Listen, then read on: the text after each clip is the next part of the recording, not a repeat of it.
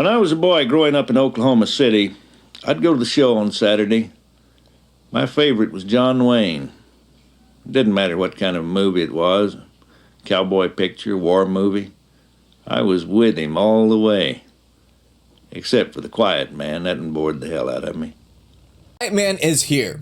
For those of you that don't know, this game is supposedly the worst game of all time. At least the worst game of 2018, I believe is what I was told. This game was gifted to me by the person of they call the many talented Mr. Jefferson. Now, let me give you some backstory here before we jump into the Quiet Man. I've been told that you will actually, hate yourself after playing this game because it is the worst game of all time. Now, when I first met the many talented Mr. Jefferson, I'll just refer to him as Mr. Jefferson, the first thing he ever did to me was gift me this game. Why is that? Well, because in the realms of the Quiet Man here, he is the person that made it possible and actually created the existence of the Quiet Man to become a speed run game. Yes, people are actually speed running this game now, even though it is one of the most terrible games of all time that I've been told. So, of course, what is my curiosity out of all this? I have to give it a try myself, give it a genuine look at, and see how bad this game really is. This will probably be the first time I ever made a video where I say, don't go get this game. Probably don't buy it. Just watch and just experience it. Don't go buy it. For reference here, I will give a description of what The Quiet Man is. The Quiet Man delivers an immersive story-driven cinematic action experience, seamlessly blended high-production live action, realistic CG, and pulse-pounding action gameplay. That is the description of The Quiet Man. The Quiet Man is developed by Square Enix, which is surprisingly, what happened? Square Enix, did you guys make all these games and then you threw who was in charge of The Quiet Man? Not only was this developed by Square Enix, it was also developed by Human Head Studios. I don't know if Human Head Studios have made another game ever since after this one, but here we are. Again, published by Square Enix, and once again, I will not stress this any much more. Do not go buy this game. Do not buy it. $15. Don't buy it. I'm already looking at the price right now. Do not buy the game. I will leave a link down to the many talented Mr. Jefferson to his channel down below. If you want to check out his channel, you're more than welcome to. I'll leave it in the description down below. And this is basically his fault. So here we go. This is The Quiet Man. The Quiet Man, steaming sack of gifted games, episode 0. Hello, I am the many talented Mr. Jefferson. I'm here to do something I have been avoiding for a while now. It's actually something I try to avoid as much as possible, and that's The Quiet Man. A long time ago in a stream far, far away, I received a gifted game and a request to play it on that viewer's birthday. And I paused before agreeing to do so because there was just something about the name of that game that triggered a deep, deep, ingrained feeling of dread. But I couldn't put my finger on it. And then I looked at the game again. And then I looked at the name of the developer and the publisher. And it was a Square Enix game. One I hadn't played and didn't even remember seeing before, but then it hit me like a fucking ton of bricks. This game was infamous because it was terrible, and not in a fun way. It's not in a, it's so bad, it's good kind of game. This game is so uniquely broken that I actually find it absolutely fascinating, but it's also so bad that I legitimately hate playing it. It is, in fact, so bad that I noticed that there wasn't a speedrun for the game when I played it 2 years after launch, and that speedrun failed to attract more than a handful of players because no fucker alive is enough of a masochist to actually practice playing The Quiet Man. But in my madness, I came up with a solution to that problem as well. I ordained a new holiday. One day a year, where I play The Quiet Man, one of the most uniquely broken games I have ever seen. A game that still manages to surprise me when it glitches in new and interesting ways. And it's not just the combat engine that is held together mostly by hopes and dreams. The story of The Quiet Man is worse than the worst episode of the worst season of the worst series of the WB Arrowverse shows, and it's filled with artifacts of half-finished story concepts, but if this is the first time playing the game, you won't even get any of that context because the game will not have sound or even subtitles during your first run. That's right! Your New Game Plus in The Quiet Man is the fucking audio track, and if you were unfortunate enough to buy the game when it actually launched, you would have had to wait 2 goddamn weeks before you could play the game with the fucking sound on. Now, I think I've been told, I could be wrong about this though. I think I've been told that you have to play through the game one time to get the audio, and then you play through the game again, and you have the audio. Another reason why this game sucks. This is where a lot of people have a lot of problems with this game. Is that you play it, and there's no dialogue, and there's nothing happening. I feel ya.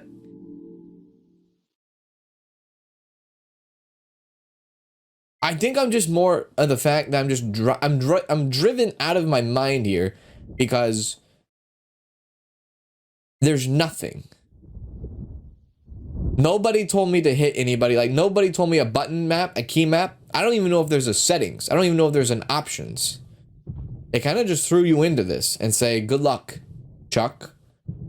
Starring Dane Cook, right? I'm trying to follow along with the story and understand what's happening, but I think I'm like actually generating a headache right now because I don't know what's going on and I'm thinking too hard, and there's a bunch of flashes that keep coming up in my face, and the sounds, like there is sound, but it's so weird. It's time. You owe me. Salut. I don't know what the heck that means, dude. Patty cake, handshake. Remember that from grade school. Bye. The Quiet Man was crafted by a total sociopath. It's as if the Birdemic guy tried to make an M. Night Shyamalan movie and then layered in some literal torture techniques instead of a soundtrack. That was not a joke. The game employs actual torture techniques as gameplay mechanics.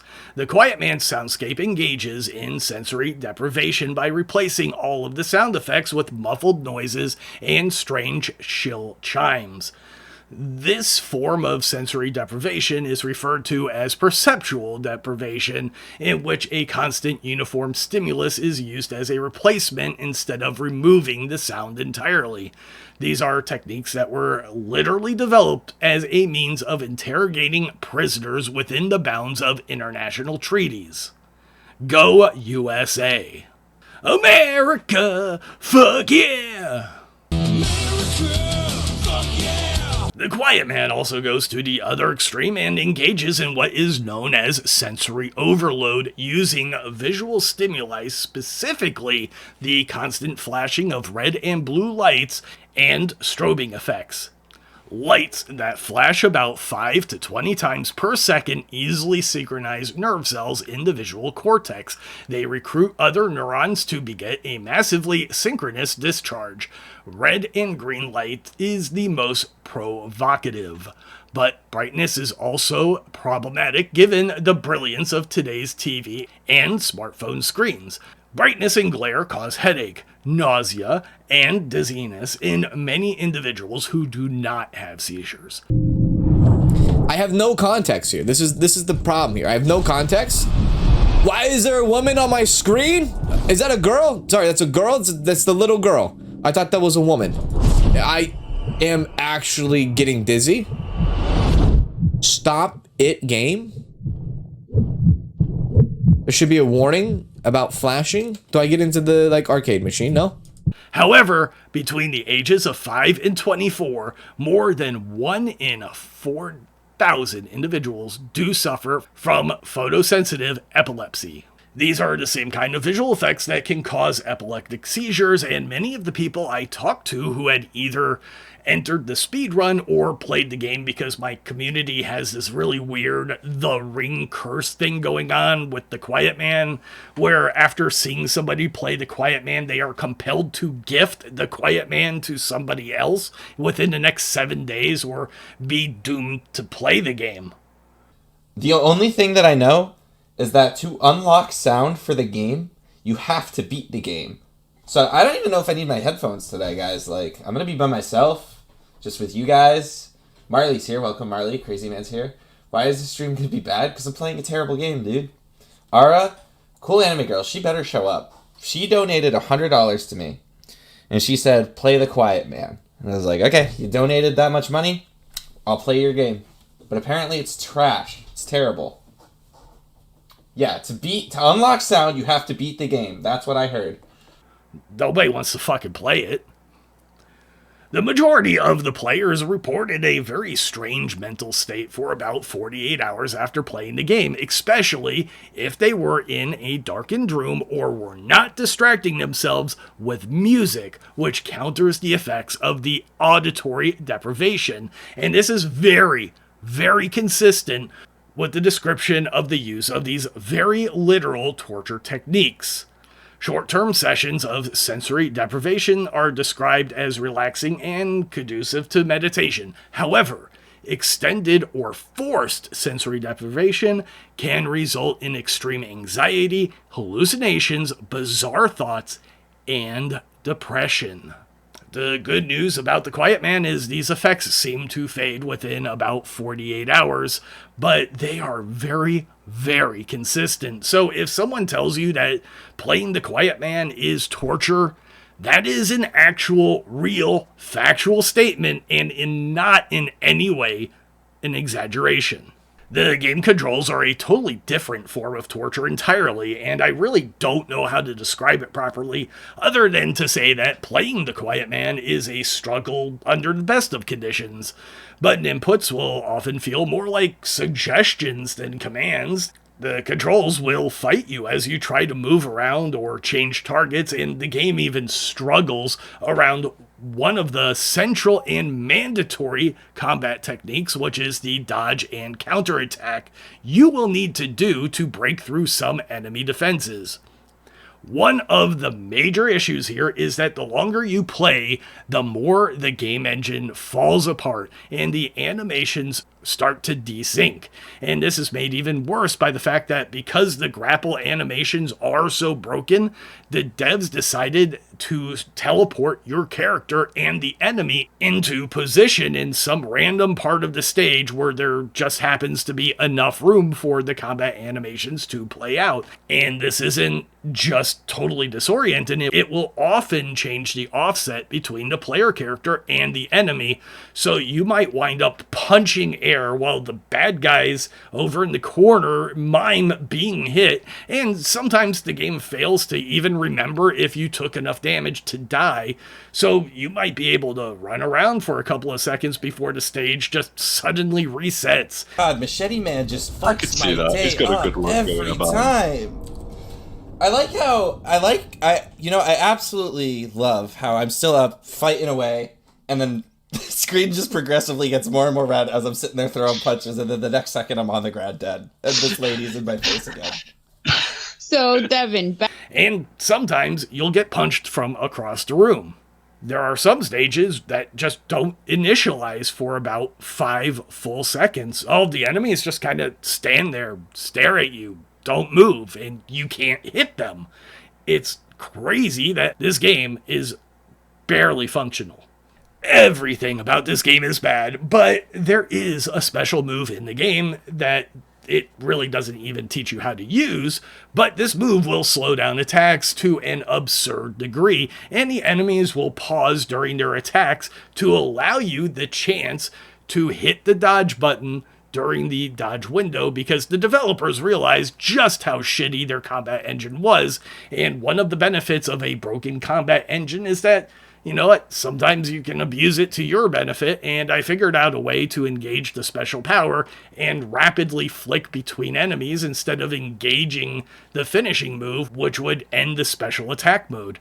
There is another move I have learned to abuse. Early on, I noticed that the grab move seems to do little to no actual damage to enemies, and grabs also have no forced endpoint, so you could just sit there punching an enemy in a grab stance 20 times and then let him go and watch him shrug it off. So the grab was something I avoided for a very long time because it was totally fucking useless.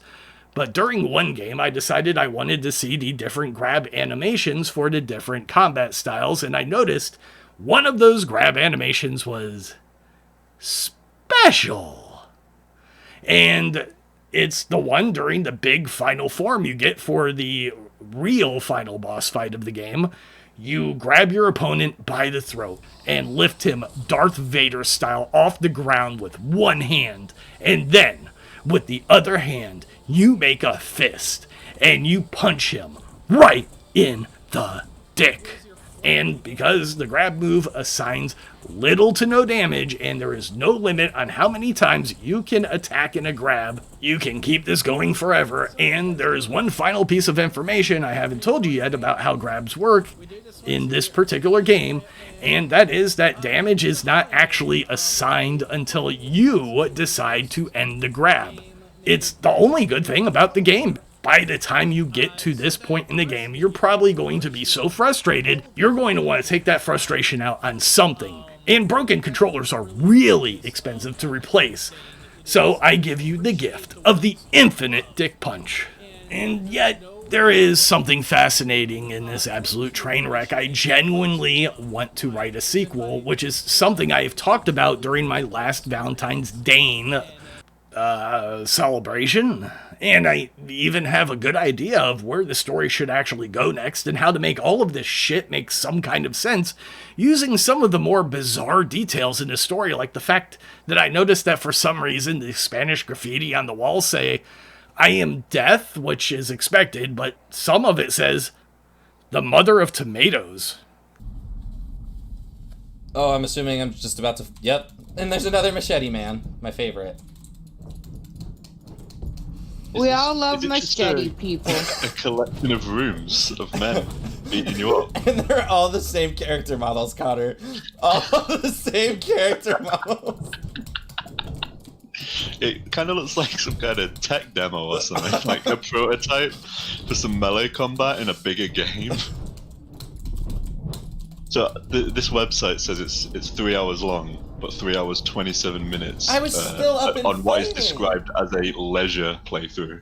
So would you describe this as a leisure playthrough? No. Why does that woman keep appearing? You got any law details for me? So, The bad part. So I've been trying to put together what the story is in the game, because there's no dialogue or anything, so it's just kind of gotta figure it out.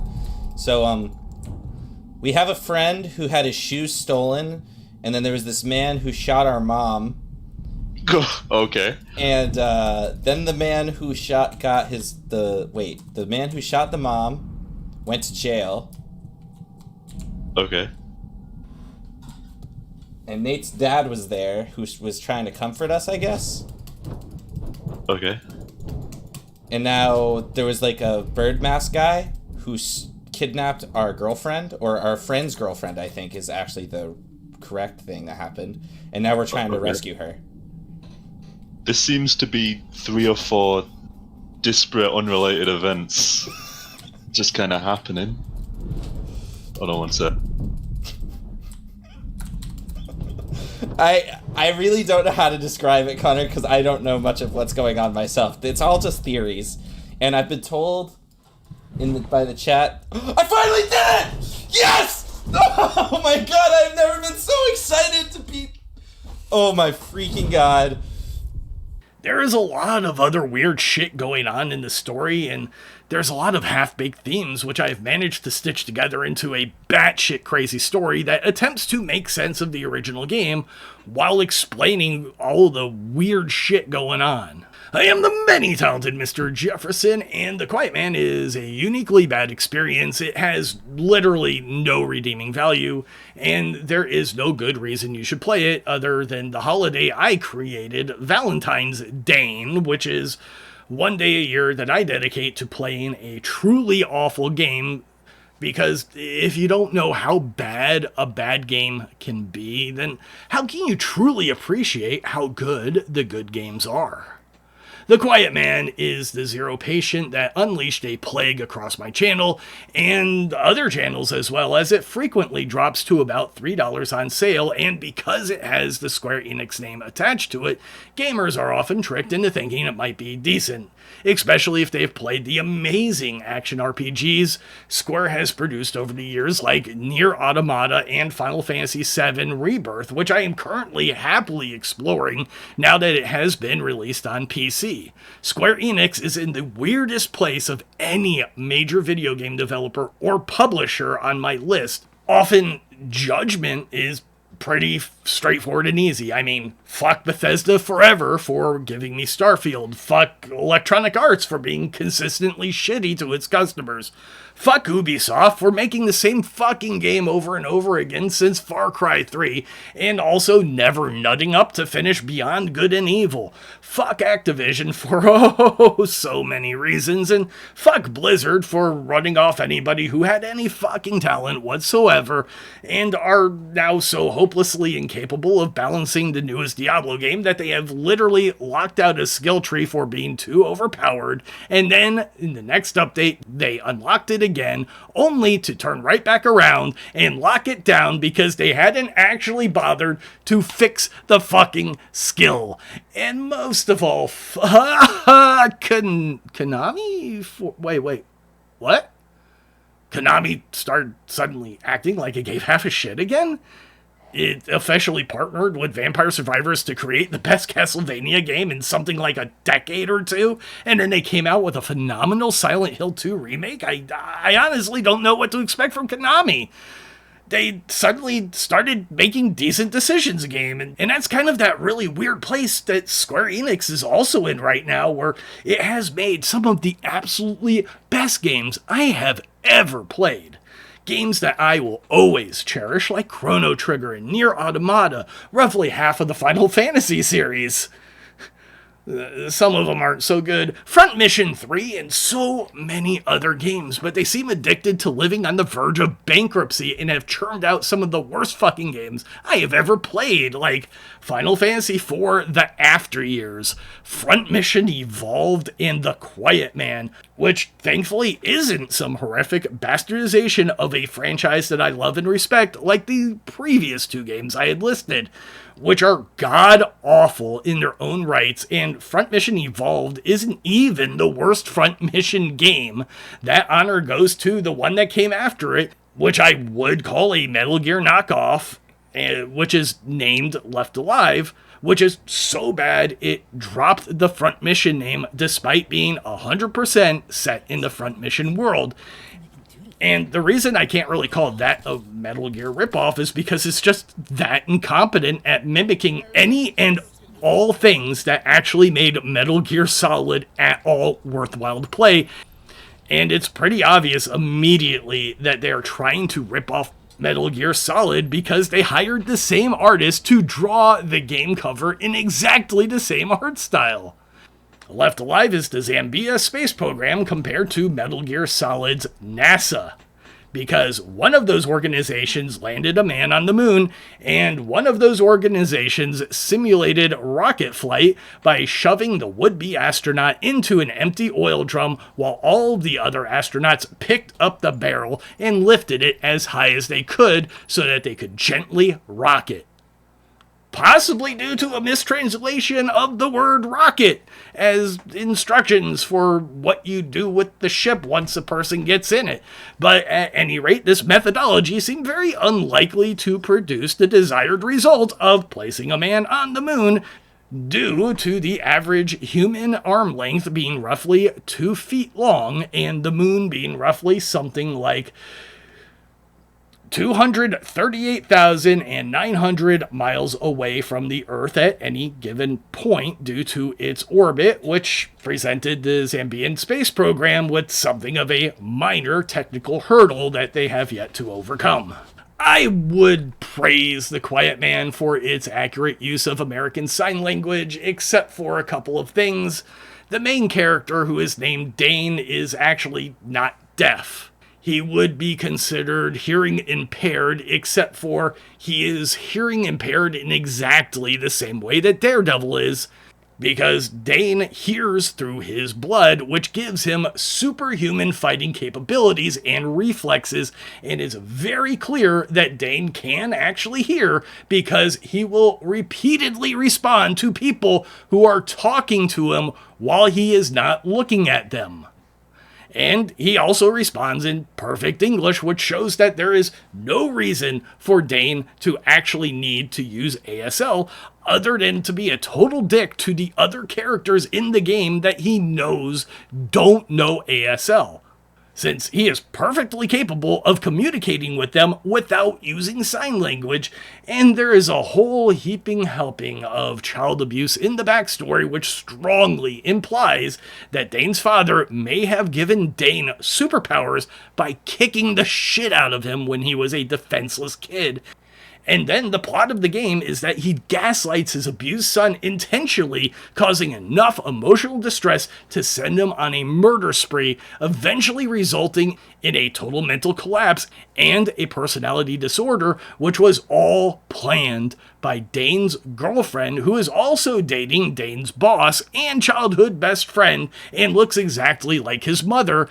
And she contacted Dane's father to fake the kidnapping that kicked this all off, while Dane's father was dressed as the fictional character Dane himself created as a child after his mother was killed right in front of his eyes as his two friends fought over a loaded gun. And Dane's love interest, who looks exactly like his dead mother, used her own fake kidnapping to send Dane on a murder spree, which would result in him killing both of the friends who accidentally killed his mother, who, again, might actually just be Dane's girlfriend, because exactly 3 characters get shot during the course of this story, and we know that 2 of them survive, get back up, and start fighting again. Dane's dad got shot in the chest and gets right back up and is the final boss of the game. Dane himself gets shot in the back, and then he gets double tapped in the head at point blank range, and then he just shrugs it off. In fact, bullets to the head only seem to make him stronger as he gains literal superpowers after this fatal head wound. So, yes, there is every possibility that Dane's girlfriend is literally his mother, who did not die from her gunshot wound to the chest, and this is even further reinforced by the fact that Dane hears through his blood, and the only thing he really wants from Lala to listen to her heartbeat, because it sounds exactly like his mother's heartbeat, which he remembers from the womb. And it is likely because it is literally his mother, because nobody in Dane's family dies from fucking bullets. And the final indignity of the story of this game is the end of the game, where Dane is being released from prison after killing a few hundred gang members and literally burning down a high-rise and the entire city block surrounding it, which was probably populated by innocent people, and he makes amends with his dad, who, I will remind you, faked a kidnapping to trick his son into killing his best friend, who was in a love triangle with Dane, and with a woman who looked exactly like Dane's mother and probably was Dane's mother, which the best friend knows because he's the one who fucking shot her in the first place. This is one of the most fucked up stories I've ever seen, and the funniest part is that the person who is responsible for this story fully believed that he created something deep and meaningful and insightful that will inspire those who play the game all the way through twice to unlock the true ending, and I envy that level of self-delusion, because I only wish that one day I too could have the faith that it takes to believe the good people of Zambia will one day grow arms long enough to lift their spaceship high above their heads and gently place it upon the surface of the moon so that they too can mine for the valuable and rare cheeses that make up the entirety of the lunar surface. Moon cheese is fucking delicious. I want to thank my viewers, my subscribers, my channel members, and those of you who have sponsored my channel through direct donations like Super Chats or Gifted Games, which is what this series is all about. It's a steaming sack of gifted games. Sometimes they are a treat, like a Kimbot, and sometimes you get a lump of coal, like the Quiet Man, except for a lump of coal is actually valuable and could be sold or burned as fuel. The Quiet Man just sits in my fucking game library taunting me day after day, reminding me that I have a yearly battle, like Wolverine versus Sabretooth, or more accurately, Marvel's David. Wait. You don't know who David is? David is some random guy in the Marvel Universe who has absolutely no superpowers and isn't a superhero or even anything special at all. There's literally no reason at all for Thanos the Mad Titan, you know, the guy who snapped his fingers and erased half of the universe from experience. Yeah, him. There is no reason that guy should take any notice of David at all. But still, once a year on David's birthday, since the day he was born, Thanos appears just to fuck with him. He does anything from sending a nasty text to David's girlfriend from David's phone, causing her to break up with him, to creating a black hole to devour David's entire neighborhood, killing everyone else who lived there, while leaving David and his house hovering untouched in the center of the destruction. There is just no rhyme or reason behind this yearly torture at all, and that perfectly describes the Quiet Man. It exists for no reason but to torture random regular people, and I shall never, ever, ever, ever forgive Mary Starlight for gifting me this blight upon gaming. I wouldn't even forgive her if somebody were to donate $400 to get me to play the game again, which is actually a thing that has happened before.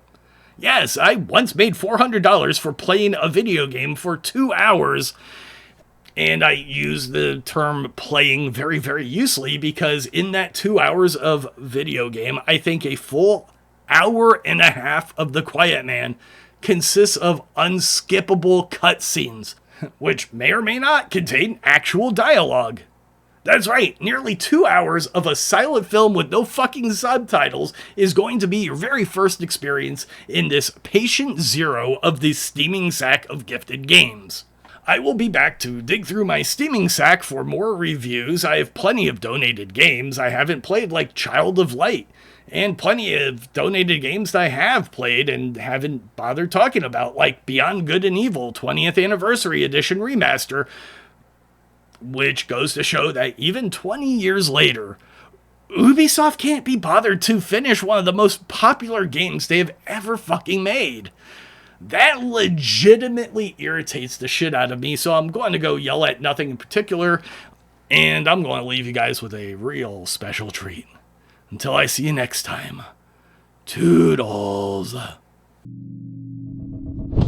This is supposed to be the worst game of all time, and I'm willing to take it up for the challenge, right? I've played a lot of bad games here on the channel before, so I mean, I obviously, what the hell just happened?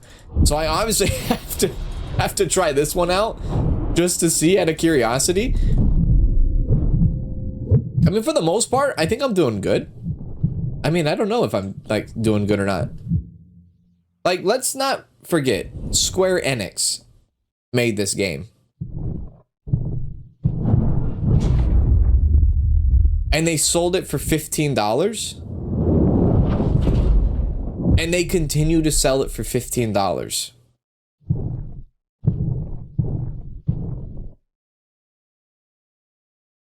Like, hasn't anybody had a meeting about this or something? Like, yeah, you know what? Maybe scrap that idea. Maybe that was a bad idea. Nobody's talking about this? Yeah.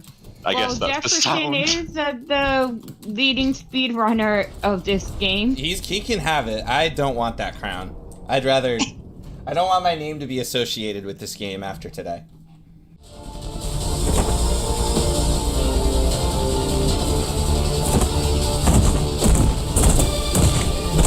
Here's your Flappy Dane.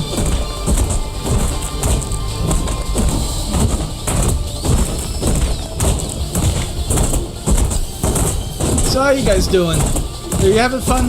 Are you enjoying the game? We do this once a year. The Quiet Man. It's a holiday where I play possibly the worst game made by my favorite developer, so that the rest of the year I can appreciate all of the good games that I own. That is really the purpose of Valentine's Day. It is to appreciate the ones you love, and there's no better way to learn to appreciate the ones you loved than by just, having a truly horrible experience and then having it end. This game is like getting punched in the dick repeatedly when you play it. I don't really know any other better description for it. It's like getting racked in the balls non-stop, just non-stop. It's like every episode of America's Funniest Home Videos combined into just one 10-hour-long compilation of people getting hit in the nuts with golf balls, footballs, frisbees, just every possible thing you could get hit in the nuts with. And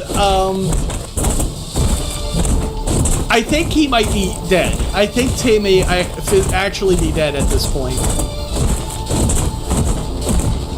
Good shout, Stoff. I actually did do this for 20 minutes once. An entire 20 minutes. This actually will not stop until I let go of Tay. I completely control this fight at this point. There's nothing left to do. There's no way Tay still has any hit points left. I am in full control of this right now, and I could end it at any moment. Just at any moment, I could let go of the button, and this would end.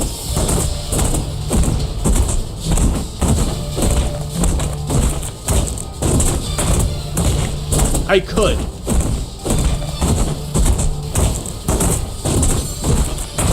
Oh my god, who the hell was it that just put out the video with All My Balls in it?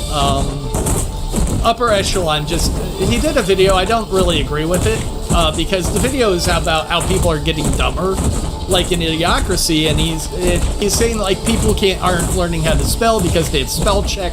Spell check has existed my entire life, almost my entire life. My entire, since I was a teenager. Spell check has existed pretty much my entire life. That I've actually been able to use it, I'll say. So, and I don't agree with that because we evolved to use the tools at our disposal.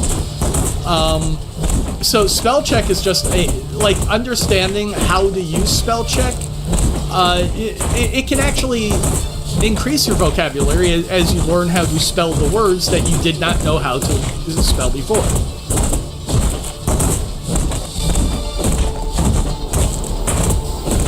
I did learn handwriting in school. Do they not teach that anymore?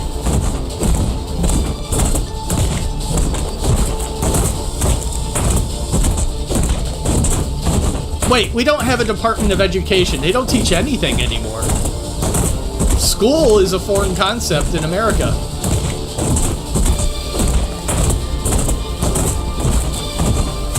It's really hard to read with this eye patch.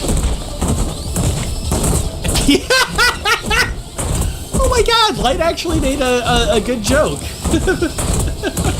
Making fresh cookies 101 with Jefferson. Step 1. Beat the eggs for 20 minutes. That's actually how you make meringue. You beat the eggs. Actually, to make meringue, first you have to remove if eggs are the balls, you have to remove the yolks.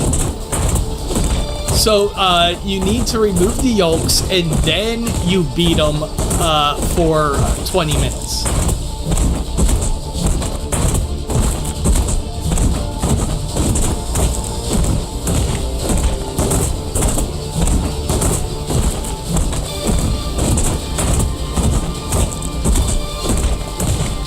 was going to play pinball today, but like my parents are already in bed. I should actually be ending the stream now.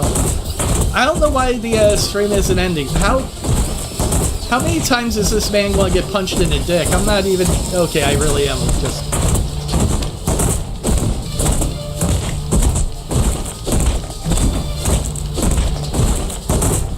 I am just... This is it. This is it. This is how you play this game.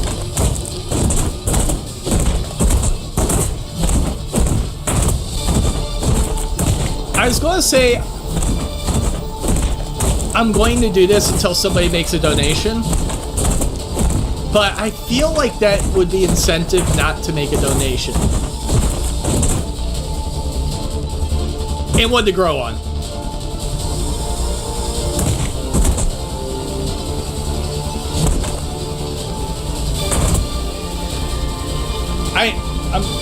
I'm not...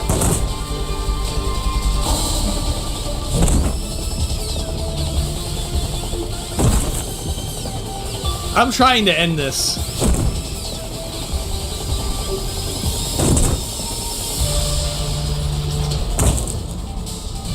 You can't play pinball without balls. Alright, I'm going to hit heart attack. That should finish this.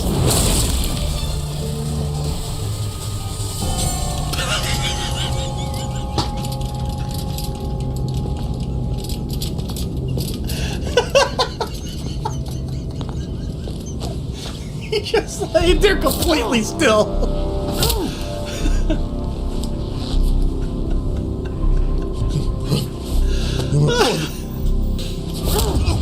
Okay, so I was doing a bit there. That is getting cut into a video.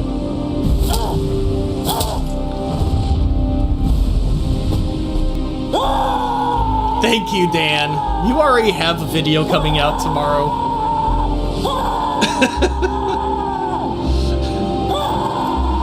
F you. And your mom. Okay, that was unnecessary. Cheers to that, brother. Cheers. Oh, dude, you gotta make your own fun in a game like this, don't you? You gotta make your own fun.